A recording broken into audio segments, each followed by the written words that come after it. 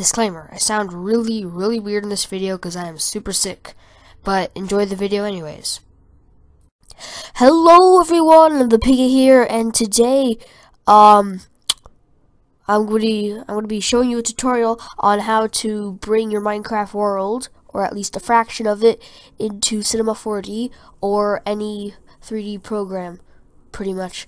Okay, so first what you're gonna do is you're gonna open up your web browser. And you're going to search up Mineways, which is the program we're going to be using to bring our world in. Okay, so click on the first thing that comes up, realtimerendering.com. Okay, and now what you're going to do is you're going to click download for Windows or for Mac, depending on what platform you're on. In this case, I'm going to click on Windows, and I'm just going to wait for that to load, and I'll be right back. We are back, and it is done downloading. Okay, and now we're just going to drag this onto our desktop. Now, to open up zip files, you need to have one of two programs, 7-Zip or WinRAR. If you do not have either of those, then you can't open this file, and you need to go and search up WinRAR on Google. Okay, and now go on the first result, rarlab.com. Okay, and then you're just gonna choose one of these. I'm not gonna go into detail of this.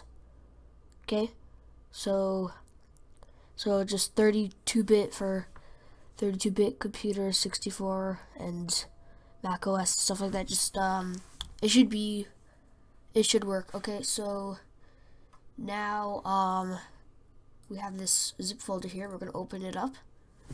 Okay, and now what you're going to do is you're going to create a new folder on your desktop called Mineways.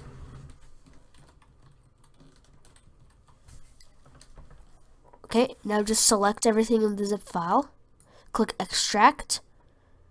Now click these little three dots here, go to desktop and click on your folder. And click OK. And when it's all done, we don't need this zip file anymore. And now everything should be in this folder here. Okay. Now, the first thing we do is you click, you open up Mineways 32 or regular Mineways, depending if you have a 32 or 64-bit system. Okay. I'm not sure what it looks like in the Mac version, but yeah, so in this case I'm going to click on the regular one because I have a 64-bit computer. And now we're going to get this interface here. You're going to click on File, Open World, and you're going to click on one of your worlds right here. It should say all the worlds you have in your Minecraft single player. So I'm just going to click on this survival world I had. Okay, and now it's only going to show the chunks that have been loaded in the game, so it's not going to show the full world, only the parts you've been in. Anyways, so you hold left mouse and drag to move around. You do scroll in and out to zoom in and out, and right click is to select. So I want to get here, I'll just get this mountain. Okay, so I'm going to right click, and I'm going to drag here, and everything in the purple will be in. Okay, now we have this lower depth meter, and everything that's purple is highlighted, and this depth meter, just is how much blocks deep you want the selection to go into. So I'm just gonna try to select just the mountain. So I'm gonna go right there, just so the mountain's selected. Okay, and now I have what I want. So I'll click on File, Export for rendering. Okay, now you're just gonna save it somewhere. I'm just gonna save it to my desktop, and I'm gonna name it Test. Okay, and now I click Save. Okay, now here are a bunch of options. These don't really matter. Just make sure right here you check this. Make the model 1,000 centimeters. Check that. And one option to take into consideration is individual blocks.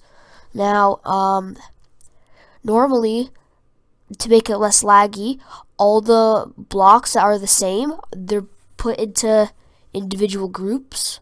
So if I wanted to move a grass block, it would move all the grass blocks, for example. Individual blocks makes each block individual, but it makes it way more laggy. In this case, I'm not going to be doing anything with it, so I'm not going to select that. And now you can just click OK. Okay, now that it's done, you can get rid of MindWays. And now we should have 5 files. Now, we don't need the RGB file. And we do not need the MTL file. Okay. So we have these files. The OBJ, which you can put into any 3D program. And RGBA is for the textures. And alpha is for the alpha textures. Okay. So now you're going to open up your Cinema 4D.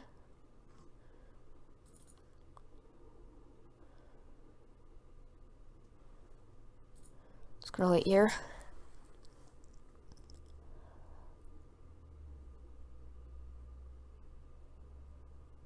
So I'm just gonna get on the default layout so you guys can relate. Okay, so now you're gonna drag in the OBJ file. Make sure it says scale 1,000 meters. And there we have it. Now this doesn't look very nice because the textures are not applied yet. And now as you can see, here are like the groups of objects that I was talking about. Anyways, so now on our material manager down here, you're going to select all the materials. You're going to go to basic, uncheck specular, and then check alpha. Okay, now go to the color tab, and what you're going to do, you can click on the 3 dots and then put the RGBA image, or you can just drag it right into this thing right here. Okay, now you're gonna set the value to none to make the images sharper. Okay, and now go to alpha and just drag that in, and also set that to none. Okay, so here's what it looks like right now if I would to render it. Obviously it doesn't look the best. That's because, I mean, it's just, there's no lights or anything really. But next tutorial I will be giving some tips on some lighting and stuff. I'm not the best at it, but I'll show you some stuff you could do. Okay, and now you can just make a null. I'm gonna call this mountain. Okay, now you can just drag all these polygons into it. And now freeze. Okay. Yep, so here it is. And we can just move this. And if you have individual blocks, I'm pretty sure it works the same exact way. Anyways, you could just save this file. And yeah. So next tutorial will be either I'll continue the rigging tutorial, or I'll just do the lighting thing. Okay, so thank you for watching, and goodbye.